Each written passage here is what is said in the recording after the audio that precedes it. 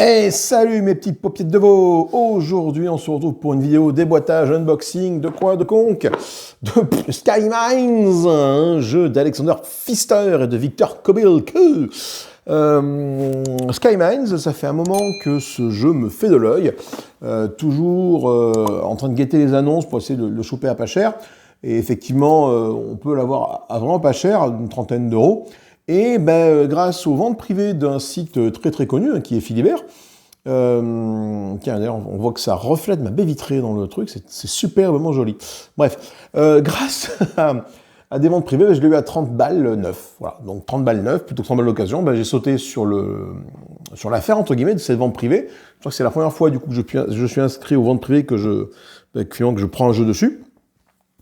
Voilà, parce que sinon, j'avais prévu de le prendre à une échéance plus ou moins lointaine, dès que j'avais une occasion qui me tombait dessus. Et là, du coup, 30 euros, voilà, donc 31 euros avec les frais de port, je sais plus exactement. Bref, ça valait carrément le coup. Alors, on va regarder un peu ce qu'il y a dans cette boîte. Vous voyez que la boîte n'est même pas encore dépunchée, n'est-ce pas? Qu'est-ce que c'est? C'est un jeu, donc c'est la rethématisation de Mombasa. Qui était du coup l'exploitation de l'Afrique, et du coup, maintenant, on va exploiter la Lune. Voilà. On va exploiter la Lune, donc par rapport à Mombasa, a priori, il y a un mode solo qui a été rajouté, ainsi qu'un mode campagne, un peu comme finalement tous les jeux d'Alexander Pfister avec le mode campagne. Moi j'aime bien cet auteur-là parce qu'il propose des choses très intéressantes en termes de mécanique, et notamment le fait que tous les joueurs jouent plus ou moins en même temps en fait. Et ça j'aime beaucoup. Alors après je ne possède du coup de lui que Cloud Edge, mais c'est déjà le cas en fait quand un joueur principal fait une action ou deux actions, les autres joueurs peuvent également faire une action. Voilà, ils font moins d'actions, ils peuvent en faire. Je crois que c'est le cas de Bull Lake, je crois que Maracaibo, c'est la même chose. Bref, ça va être que à chaque tour de jeu, finalement, tout le monde fait quelque chose. Et ça, je trouve ça vraiment sympathique. Du coup, il n'y a pas trop de temps mort dans les parties. Et ça, j'aime beaucoup. Alors pourquoi Skymines? Parce qu'en fait, du coup, la thématique me plaît. Moi, je suis vraiment thématique spatiale à fond les ballons. Vraiment, enfin, tous les jeux avec une thématique dans l'espace, ça me botte énormément, plus que de l'heroic fantasy ou des choses historiques, par exemple. Donc, banco, quoi. Banco. Donc, c'est 14 ans et plus de 1 à 4 joueurs, des parties entre 75 et 150 minutes, d'après la boîte. Au matériel, on a quoi? C'est marqué ici, un plateau recto verso, parce que priori, tu peux jouer sur deux faces du plateau, ce qui n'était pas le cas avec Mombasa, me semble-t-il de mémoire. 5 pistes de compagnie. Des plateaux individuels, 120 cartes, des jetons, des tuiles de recherche, des crypt coins, qui sont sûrement la monnaie du jeu, des pions, enfin bref, on va voir un peu ce qu'il y a dedans. Qu'est-ce que c'est? Skyman, cela fait 50 ans que l'humanité a commencé à faire des forages spatiaux. Voilà, jusqu'alors, le gouvernement mondial contrôlait ses missions, mais ces périodes révolues, aujourd'hui, sont deux ambitieuses compagnies financières financées par des investisseurs privés qui se lancent dans l'exploitation de ces gisements. Du coup, on est un investisseur et on va devoir gagner le plus de cryptcoins possible. Et en 7 manches, on va devoir investir dans des ressources minières dans les différentes compagnies et installer leurs succursales sur la Lune et sur les astéroïdes de la Lune. Bref, un jeu thématique lunaire. Alors, comme c'est une rethématisation, je pense que tu pourrais faire ça, donc comme c'était Mombasa à l'époque sur l'Afrique, tu pourrais faire ça avec un autre thème complètement différent, ça marcherait pareil. Mais bon, voilà. Skymines, moi la boîte me parle, donc ça me botte. Donc ce que je vous propose, c'est de regarder un petit peu le contenu de cette boîte. C'est arrivé en français c'est Super Meeple qui nous fait ça en français. Et puis on va voir un peu ce qu'il y a dedans. Allez, je vous retrouve tout de suite pour l'unboxing de ce bazar, après le générique bien évidemment.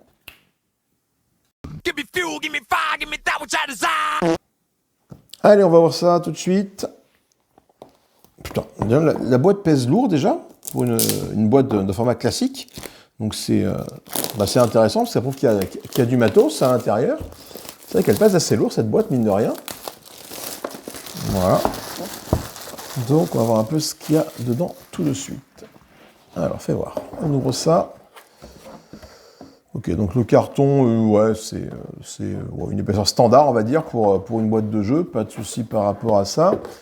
Je vais mettre ça, mes déchets, dans la boîte. Hop là, voilà. Alors, qu'est-ce qu'on a? On a les règles du jeu. Et Luna, les règles de Luna. Alors, c'est quoi? De 1 à 4 joueurs à partir de 14 ans et plus. Donc les règles du jeu font la bagatelle de 31 pages, ce qui est quand même assez dense, mine de rien. Et c'est quand même, les pages sont plutôt remplies. Et ça, c'est intéressant. D'ailleurs, je découvre ça parce que la boîte est fournie avec 6 rangements à assembler. Donc on a déjà de quoi ranger. Et ça, c'est intéressant parce que j'ai l'impression que ce sont des boîtes, a priori, là, pour ranger des tokens.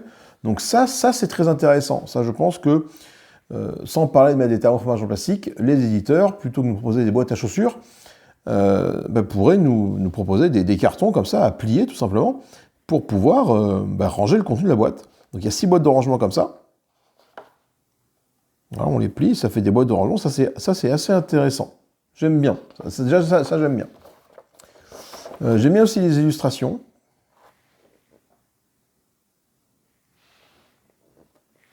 C'est plaisant, on nous parle du matériel, on nous parle des pions, etc.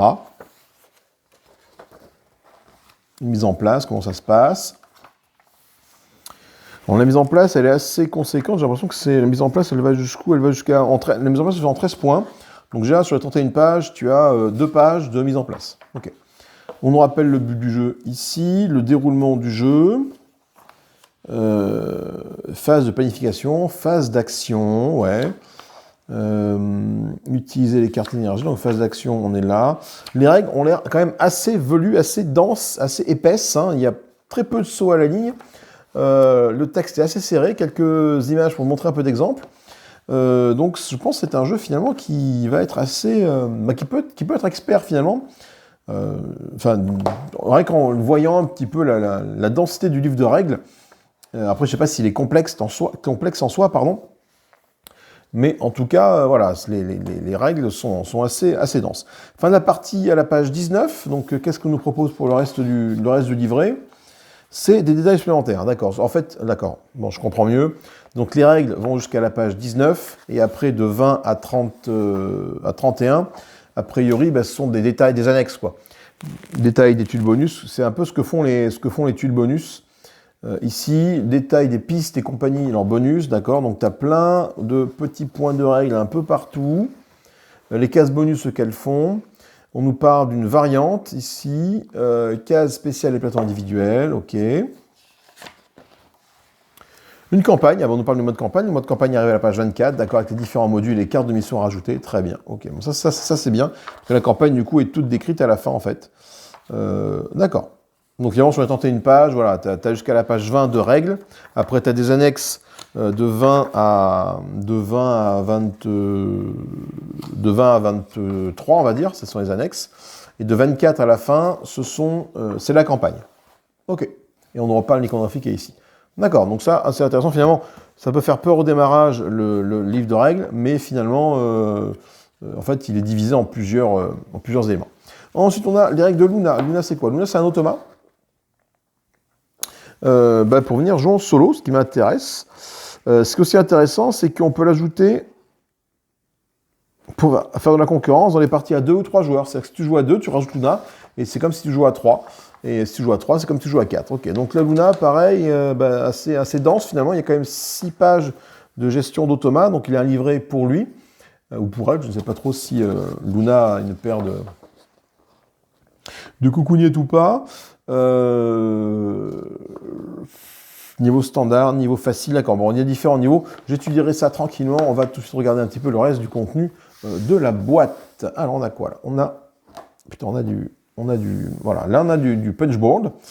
Donc avec différents tokens ici, voilà. Donc différents tokens. Alors exactement ce que ça représente là, on regarde un peu sur la notice, tout simplement. Là, ce sont les tuiles de recherche, après, qui sont recto verso, tout ça. Oui, c'est recto verso. Ah oui, ok. Tuiles de recherche. De recherche A, recherche B, recherche C, c'est marqué là. Donc ABC, d'accord, ce sont des tuiles de recherche de différents niveaux. Je pense que plus tu vas avancer dans le jeu, plus les recherches vont également progresser avec toi. Donc la tuile de recherche C, d'accord, donc tu as des tuiles. On a ici, ça, je pense, c'est les crypto coins, d'accord, c'est la monnaie, d'accord, du monnaie du jeu. Ça, ces tuiles-là, d'après la notice, ça ressemble à quoi? Je ne sais pas à quoi ça ressemble. Ce sont des tuiles de recherche de départ, ça, a priori, voilà. Ça, aucune idée. Des tuiles bonus, sûrement, ou des actions de départ. Là, on-off. seulement pour valider ou invalider une action ou une case. Et là, on a différents tokens, je pense, de couleurs, c'est pour les joueurs en fait. Donc comme tu peux jouer à 4, tu as le rouge, orange, vert, bleu, voilà, donc c'est différents joueurs, les coins. Des grosses tuiles ici qui sont des cartes actions.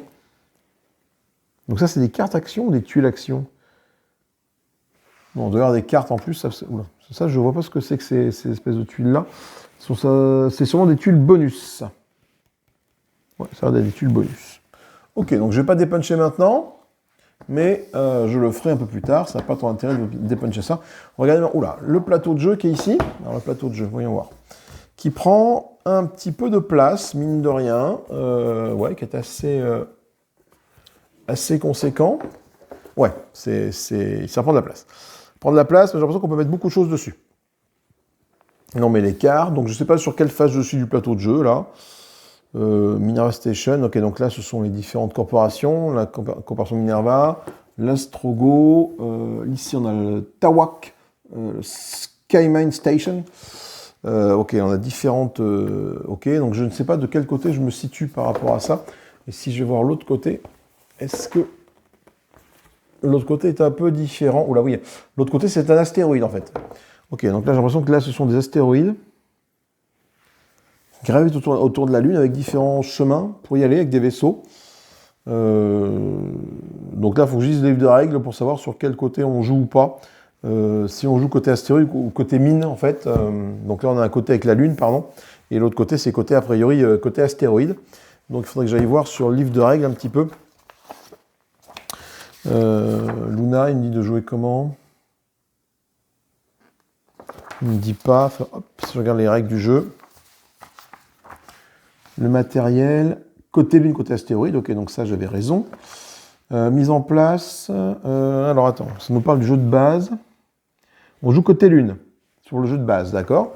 Et est-ce que pour le mode campagne, très sûrement, on doit très sûrement jouer sur le côté astéroïde, du coup, très sûrement, enfin je pense, j'en sais trop rien. On va aller voir ça, côté campagne, les campagnes.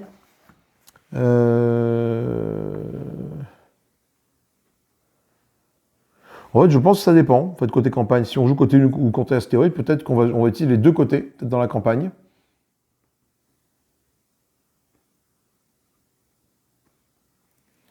Voilà, je ne trouve pas l'information rapidement dessus.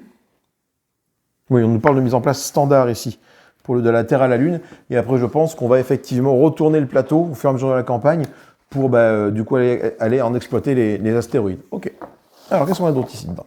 On a les fameux plateaux joueurs. Ah oui, alors ça, donc ça, c'est les petits trucs pour ranger des choses. Ok, donc là, nous dirons danger Luna. Ça, c'est bien. Franchement, ça, c'est bien. Je vais essayer d'en monter un devant vos yeux ébahis. Ça nous permet du coup de ranger vraiment tout ce qui est token ici. Et ça, je trouve ça plutôt bien, plutôt malin, plutôt bien pensé. Ces petits rangements. On va voir un petit peu après. Donc là, on a les plateaux de joueurs qui sont recto verso. Alors, est-ce que ça a une incidence qu'ils soient recto verso ou pas? Je vais voir, j'en prends un. Est-ce qu'il y a quelque chose qui me permet de différencier un recto d'un verso? Je n'ai pas l'impression, là, comme ça, là... Si, ici, là. Là, j'ai les trucs, là. A, B, C, D, E, que je n'ai pas ici. Voilà. Donc, il y a peut-être une sorte d'asymétrie. Là, je ne peux pas vous répondre comme ça tant que je n'ai pas lu les règles. Je ne peux pas vous dire si, effectivement, c'est important de jouer sur un côté ou sur l'autre. A, B, C, D, E, je ne sais pas. Bon, ça représente notre usine, parce qu'on a des espèces de tubes qui traitent du liquide, et là, des zones de recherche sûrement. Donc on verra bien un peu ce que c'est, à quoi ça correspond un peu plus tard dans la partie. Des jetons en veux-tu en voilà. Donc là, c'est différentes couleurs des différents joueurs. Voilà, donc je pense que parmi les boîtes qui sont ici, tu as de quoi mettre les différents joueurs. Ok, des jetons. Donc des jetons, avec différents symboles, hein, des espèces de vaisseaux, des espèces de ronds avec des étoiles, des ronds avec des carrés. Ouais, il y a beaucoup de tokens. J'espère qu'il n'y a pas trop de tokens pour le jeu. Ça me paraît un petit peu excessif. Et on verra bien. On va retrouver ici quoi d'autre? Là, on va retrouver des petites plaquettes qui, elles, A1, B, A, B, C, D, E. Ah, qui sont épaisses, mais surtout qu'elles sont épaisses parce qu'en fait, tu les déplies en deux, d'accord.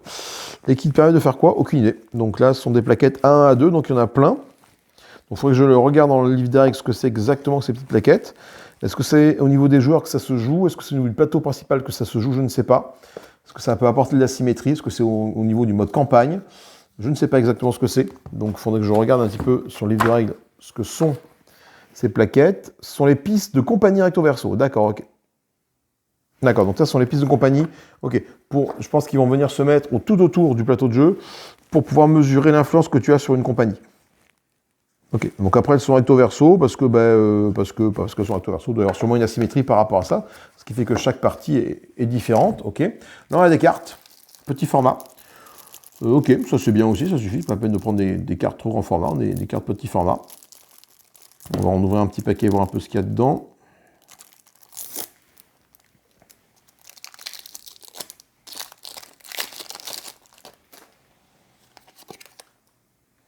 Bon, là, on regarde le dos de la carte, on voit pas ce que c'est. Luna, donc ça c'est les cartes de l'automa, a priori ici. Luna, ça, on sait pas. Bon. Beaucoup d'iconographie hein, sur les cartes. Hein. Là, c'est 3 titanes, je pense qu'on récupère, mais en fonction si tu utilises cette partie de la carte, celle-là ou celle-là, ça change un petit peu. 3 de carbone, là, le 1 est différent, mais le 3 semble partout pareil. Ok, bon. On verra. On verra, les cartes sont de bonne qualité. Oui, si, ça va, ça se plie pas, voilà.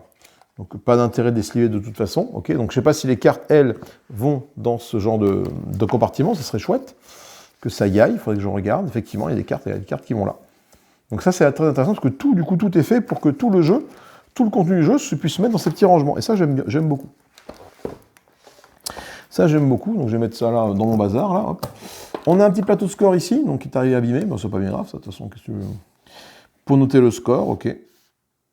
Donc les différents joueurs, le joueur triangle, le joueur étoile, le joueur carré, étoile, triangle rond, voilà. C'est bien aussi parce que c'est passé. Alors, il y a des codes couleurs, mais il y a aussi des codes, il y a des formes en fait. Et ça c'est bien, je pense, pour les daltoniens. Alors, n'étant pas daltonien, je ne peux pas vous dire si c'est impactant ou pas les couleurs du jeu. Mais en tout cas, les formes vont te permettre de dire, voilà, moi je suis étoile par exemple, et du coup, bah, tout ce qui est étoile me concerne. Donc ça c'est plutôt bien. J'aime bien cet effort. Là, on a d'autres intercalaires. On a des Luna, les phases de jeu de Luna. Donc pourquoi il y en a 4? Je ne sais pas trop. Et ça, c'est les phases en mode normal, d'accord. Et là, ben, ce sont les fameux trucs que tu plies, que tu mets à l'intérieur du jeu. À l'intérieur des petits modules ici. Et là, ben, on a un insert ici, voilà, qui nous permet de faire du rangement. Donc il n'y a pas de surprise dessous. J'ai tendance à regarder maintenant depuis la baie des marchands où il y avait un truc caché dessous, je tendance à maintenant regarder un petit peu dessous, mais là il n'y a rien. Ok, bon, on va regarder un petit peu ça. Je fais une petite pause et je vous reprends après pour essayer de monter ça. Allez, après cette petite pause, on va essayer de monter un petit truc. Alors fais voir, qu'est-ce qu'on a? Je vais mettre ça là, hop, voilà, les cartes sont là-bas. Donc, on me dit quoi dans la notice? 6 boîtes de rangement. Alors c'est quoi ce matériel et le matériel supplémentaire? J'ai même pas fait gaffe là. Pour jouer avec les cartes de mission. Ah non, d'accord, ok, les formes là, c'est... Oh, si c'est pour les joueurs, ça quand même, si c'est pour les joueurs, si. Luna, ok. Donc les boîtes iPhone avec 6 boîtes de rangement assemblées comme suit. Donc on va prendre... Donc ça c'est le fond des boîtes, donc je vais en avoir 6. 1, 2, 3, 4, 5, 6. Jusque-là, c'est correct. Je vais en faire un, je vais toutes les faire. Donc là, on va regarder un peu ce qu'il y a comme truc. On a le joueur rouge, le joueur triangle ici. Donc ça, c'est d'autres corporations. Ça, c'est des corpos, ça, je pense. Le joueur triangle, le joueur étoile, le joueur rond, les sous. Tiens, on va faire celui des sous. Allez, on va faire celui des sous. Vous avez les sous, après, c'est facile à faire. Alors, on me dit quoi? On me dit de prendre ça comme ça.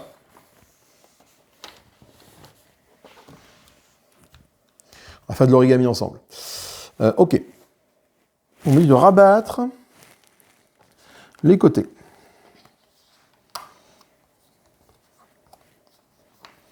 Ok. Étape 1, check. On me dit de... Donc du coup, de rabattre ça comme ceci. Ça et ça. Donc attendez, hop, pour que ça se plie bien. Là, là. Là, là. Là, là, là, là, là. Ok, donc là, on est dans cette situation-là. Là, en étape 2. Étape 3, on va fermer le côté. Donc, on fait 1, on fait 2, on fait 1, on fait 2, voilà. Donc là, du coup, on fait ça, ça. C'est chaud! Je vais y arriver. Ça, ça. Ah, ok, d'accord, compris. Ok, ça vient se mettre dans le petit trou qui est là. Ok. Et on fait pareil de ce côté-là. Non, franchement, c'est bien. Hein. Voilà. Après, on prend un comme ça. On va rabattre les côtés, a priori. Donc là, en étape 4, on est là.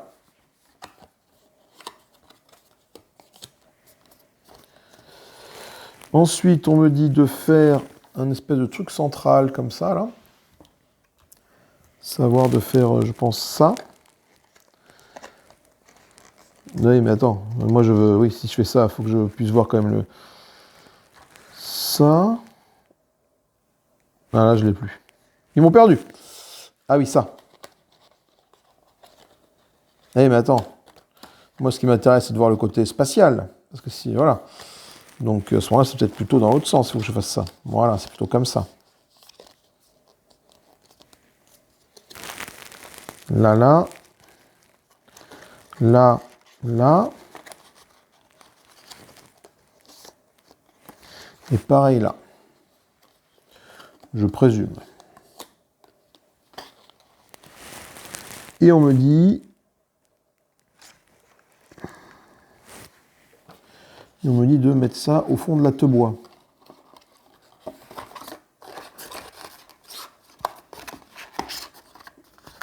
Ouais, c'est pas mal, parce que tout s'emboîte, plus ou moins. Je dis plus ou moins bien, par contre, voilà. Un petit problème là. Et après, ben, j'ai plus qu'à faire, hop, hop,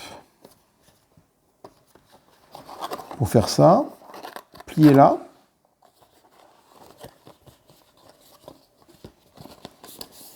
Et plier les ailettes là.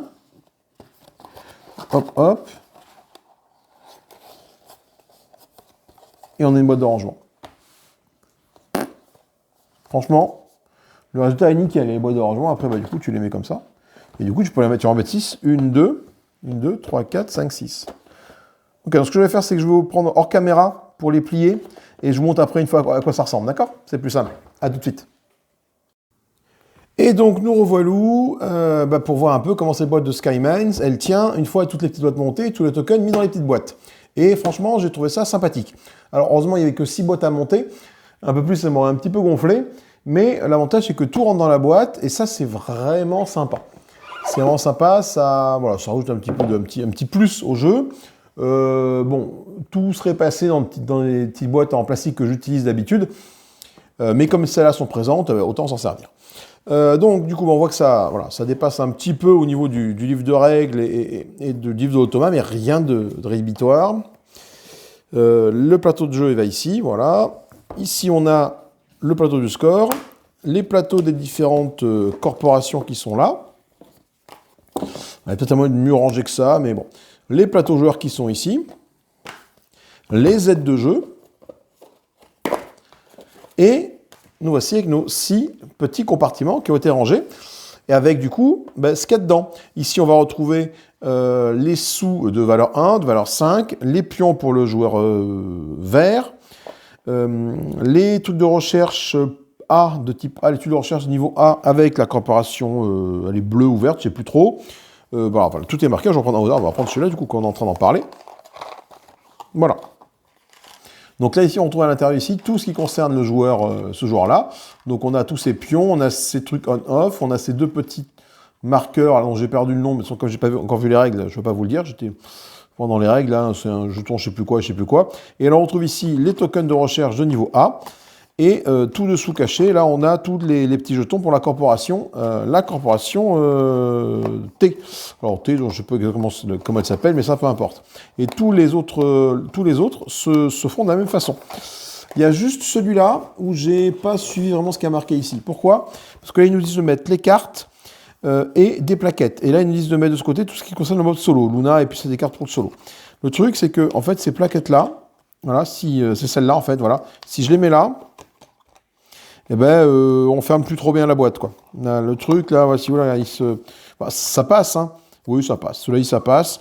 En mettant sur le côté, peut-être comme ça passe. Mais c'est juste que le compartiment ici est relativement vide par rapport à celui-là. C'est pour ça que j'ai tout décalé. Mais après, effectivement, on peut tout mettre dedans. Voilà. Donc là, tout passe dedans ici, c'est pas un souci. Donc ça, c'est vraiment bien, ces petits rangements. Encore une fois, si vous ne voulez pas utiliser ça, ben, vous pouvez utiliser des trucs des petites boîtes en plastique, là, des Geekbox, un peu comme ce que j'utilise de temps en temps. Mais voilà, c'est sympathique. Après, bah, du coup, tu sors ça, et puis hop, tu mets ça sur le bord de la table, et puis tu as ta petite banque qui est ici avec ses petites valeurs de 1 crédit et 5 crédits. Enfin, c'est Bitcoin, je ne sais plus comment ça s'appelle. Ce sont les... je ne sais plus. Là, comme ça, je ne sais plus, il faut que je regarde la notice, je vous dirai ça tout à l'heure. Bref, ce sont les sous, et ce qui donne des points de victoire. Voilà. Donc du coup, ça, c'est vraiment sympa. Donc, tout passe ici très très bien. Puis après, il n'y a plus qu'à remettre le reste de la boîte. Hein. Regardez, hop, les plateaux joueurs, ils vont comme ça. Ici, ça c'est bien fait. C'est prévu pour. Le plateau des scores, il peut se mettre ici. Les plateaux aussi de corporation, 1, 2, 3, 4. Alors du coup, le cinquième, du coup, hop, voilà, comme ça peut-être. Est-ce que je peux pas non, je ne peux pas les mettre. Je suis obligé de les mettre comme ça, le plateau de score ici, voilà. Le plateau de jeu et les notices. Et voilà. Eh bien, écoutez, c'est tout pour ce déboîtage de Skyman, ce qui fait également une petite pimp au passage. Parce que si tu n'as pas besoin de le pimper, tout est prêt à l'intérieur, et ça, j'aime beaucoup, beaucoup. Et je pense que d'autres éditeurs devraient prendre cet exemple, de fournir, du coup, dans les boîtes de jeu, des petits inserts à monter soi-même. Du coup, plutôt qu'avoir du thermoformage ou des boîtes à chaussures remplies de vide, franchement, ça, je sais pas, enfin, après, bon, je suis pas dans la production, je sais pas comment ça peut coûter pour faire ce genre de petits pliages pour ranger les petits tokens, mais c'est quand même vraiment sympathique et tout passe dans la boîte. Voilà, il y a des jeux boîtes à chaussures qui devraient s'en inspirer, je pense, pour pouvoir avoir un petit plus. C'est vrai que du coup, le fait de voir ça, ça donne envie. D'aller voir peut-être plus ce que fait cet éditeur-là et Super Meeple par rapport à ça. Donc je pense quand même plus Deep Print qui s'occupe de ça que Super Meeple. Super Meeple s'est occupé de la traduction, donc je pense que c'est Deep Print Games qui s'est occupé de la production du jeu et qui ont fourni ces espèces de petits inserts là. Et ça c'est vraiment bien.